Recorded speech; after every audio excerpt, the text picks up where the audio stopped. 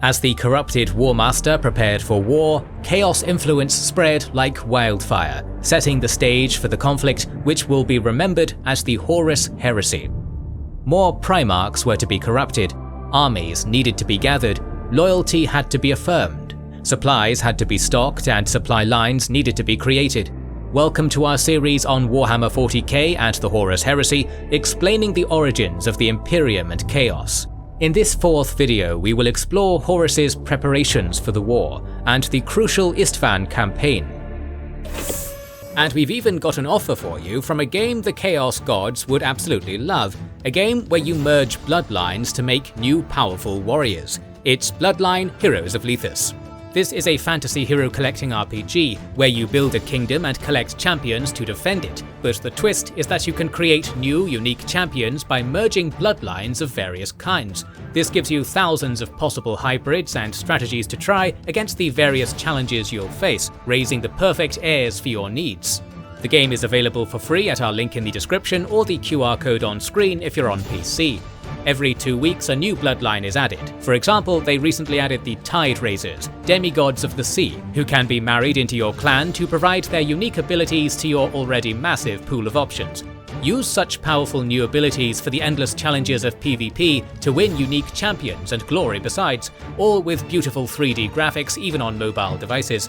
Check out the game via our link in the description below or QR code on the screen on PC, and you'll also get a special starter pack worth $20 featuring a summoning crystal, 100,000 gold and 100 diamonds. For even more free stuff, be one of the first 30 people to leave their account ID and username in the comments, and you'll get a legendary champion Luxuriant for free, one of the best mages in the game, giving you a nice head start.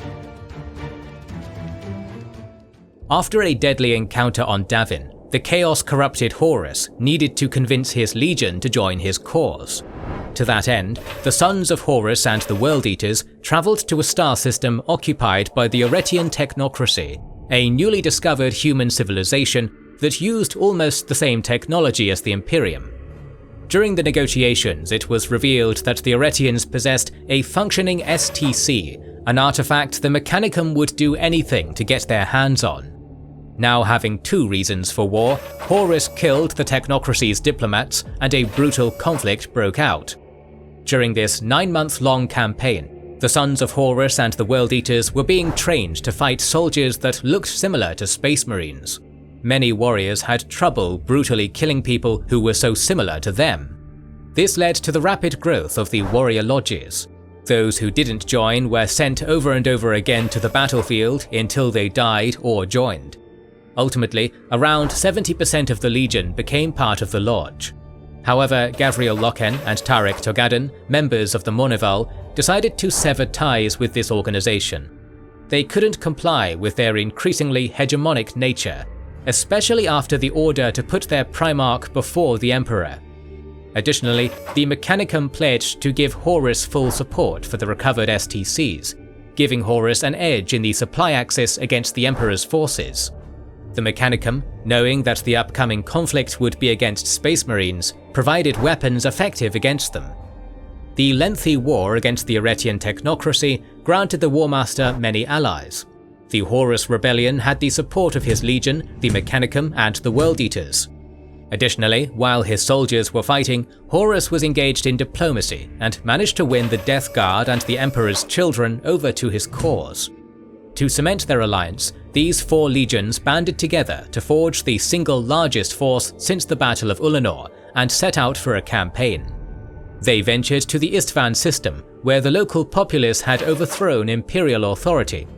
The War Master's army first set out to destroy Isstvan Extremis, a planetoid equipped with long-range scanners that could detect any surprise attacks. The Death Guard and Emperor's children were deployed and started a 2-pronged assault.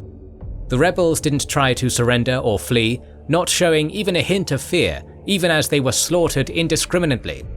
Soon it was discovered that they were possessed by war singers, psykers who were augmenting sounds to control humans and using sonic waves as a weapon. After one of these war singers was located and slain, the possessed soldiers lost any will to fight and started crying uncontrollably. With the war singer dead, the station was captured, and an attack on the capital of Isstvan III, Coral City, was possible. The Istvanians had been preparing their capital for war for years now, transforming it into a labyrinth of trenches, underground passages, hundreds of bunkers, minefields, and hidden artillery batteries. All of it protected the only passage to the city, built on a mountain slope. A frontal assault on the city would be costly and lengthy. However, the Istvanians had not prepared for a drop pod attack directly on the city. Horus chose this tactic, handpicking an elite squad of Space Marines loyal to the Emperor, then sent them down to the surface. The only ones who managed to dodge this fate were Nathaniel Garrow from the Death Guard, who got injured on Istvan Extremis and were sent to a frigate, Eisenstein, and Saul Tarvitz from the Emperor's Children, who got suspicious and swapped his position. All in all, 1 Titan and over 100,000 Space Marines were sent to the surface in 4 locations. The Death Guard and a Titan were sent to the fortifications before the city. Their task was to pin the enemy and gradually root them out. The World Eaters were to secure major roads inside the city. The Sons of Horus were sent to capture the temple and kill war singers as quickly as possible. The Emperor's Children were sent to the palace, where the leader of the rebels resided. All of these tasks were slowly realized, achieved as millions of possessed civilians were attacking relentlessly. The first ones to accomplish their task were the Emperor's Children, when Lucius killed in a duel the former planet gubernator Vardus Praal. While steady progress was being made on the world's surface, Horus started the plan's second phase from orbit. He began priming for an orbital bombardment of virus bombs, warning only those loyal to him within the Titan crew. Saul Tarvitz discovered this horrific plot and descended to the surface with the aid of Nathaniel Garrow, who, after protecting Saul's shuttle, fled to Terra to bring news of treachery. Saul was too late. His warning did not reach all of the Space Marines, with only a few managing to hide in airtight installations, be it bunkers, basements, or catacombs, before the bombs dropped. The first wave of the bombardment was the virus bombs that turned all life on the planet into sludge and gas. 8 billion died in a matter of an hour.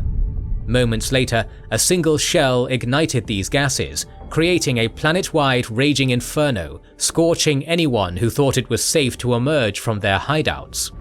After discovering that some of the loyalists survived, Angron, the World Eater Primarch, descended to the surface to finish the purge. This act angered Horus, who was preparing to finish the fight with conventional orbital bombardment and start the Horus heresy with initiative. Yet due to the short temper of Angron, he was now pinned to Isstvan III. The loyalists were scattered rudderlessly throughout the city and were easy targets for Angron's army until he encountered the World Eaters he betrayed. Laying eyes upon someone who had sent them to death, the World Eaters furiously charged, resulting in a drawn-out engagement. Many fought with missing limbs, refusing to die until their revenge on Angron could be enacted. Although they ultimately failed and all died, it gave enough time for the remaining loyalists to gather in the Coral City Palace. The only ones who didn't reach it were the Death Guard, who remained in the trenches. While they had time to retreat, and some even did, both of their commanders died in the virus bombardment. Isolated and without any orders, independent squads used this time to familiarize themselves with the surrounding fortifications, turning them into a death trap. Angron, now without momentum, couldn't breach the palace in a frontal assault. Horus decided to punish his allies for their incompetence, sending them to the surface to help Angron. The Death Guard allowed Nathaniel Garrow to escape the system, and the Emperor's Children allowed Saul Tarvitz to stay on the ship, which consequently sparked the beginning of the battle to come. At this point, the remaining Loyalist forces consisted of about 30,000 Space Marines in the palace, under the command of Saul Tarvitz, and an unknown number of the Death Guard in the trenches, but their numbers probably were below 5,000 men. The heretics, meanwhile, descended with the full force of 3 legions, numbering over 130,000 Astartes with armoured support. Their armies split and acted independently. The palace was attacked from all possible directions. The Emperor's Children tried to find an opening in the flanks, while Angron attacked from the front. Their attack crashed headlong with a meticulously laid out defense plan. In the center, Angron was ignored, and instead fire was focused on his soldiers. This created gaps in the attack line that isolated Angron and forced him to retreat, albeit wreaking havoc and devastation in the wake of his withdrawal. On the flanks, a multitude of tactics were used to bait overconfident attackers into traps or crossfires. This cycle continued day by day, and casualties mounted on both sides. Meanwhile, the Death Guard fought with themselves in the fortifications. A larger attacking army, under the command of the Primarch Mortarion himself, sprung traps one by one, be it minefields, crossfires, or ambushes. Whenever he thought that it was the end of the hidden loyalists, another group launched a surprise attack, luring reacting forces into even more traps. This continued for 3 months, but could not last forever, for the defenders' numbers were thinning. In the final days of this prolonged siege, inside the palace, hundreds were wounded, with only a couple of thousand surviving. It was clear that the end was nearing. Resentful after being snubbed of a command post in favour of Sol Tarbitz, Lucius opened a path for the Lord Commander Eidolon inside the palace. Even with the defence line compromised, Sol Tarbitz managed to encircle Eidolon's forces and crush them, with only a handful escaping. But the damage was done. His forces, only a couple of hundred strong, couldn't protect all entrances, and everyone in the infirmary was killed. Around the same time, Mortarion managed to purge all of the trenches. With the battle practically won, Horus decided to show off his strength, sending his legion to the surface. Upon seeing this, Gaviel Loken and Tarik Torgaden sneaked out to kill 2 remaining members of the Monival. The attempt failed, ending with Tarik dead and Loken buried beneath the rubble. When the combined traitor forces rallied in front of the palace, they shelled it to soften the defences, but instead, the damaged palace collapsed. The traitor armies retreated and bombarded the remains from orbit. In the end, these legions lost about 50% of their strength. These losses, although substantial, would be negligible if the traitors could still maintain the initiative and an element of surprise. However, this was not to be.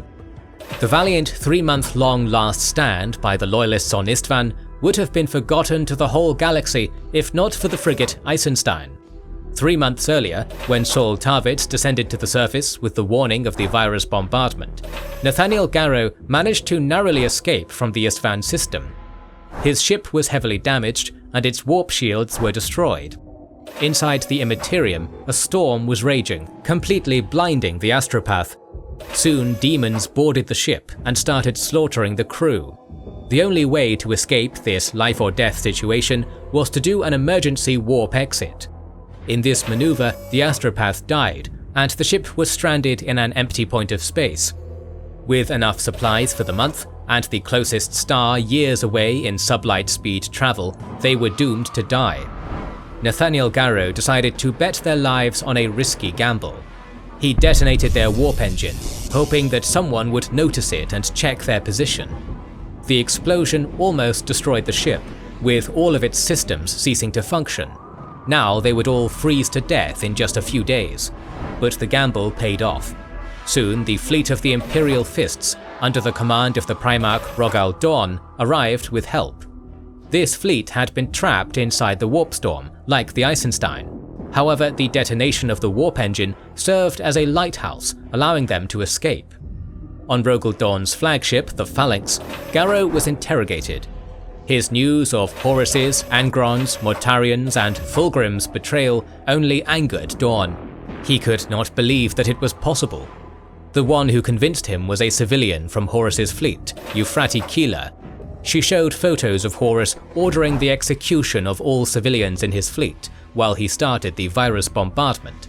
Even with such conclusive evidence, Rogal Dorn didn't want to accept the truth.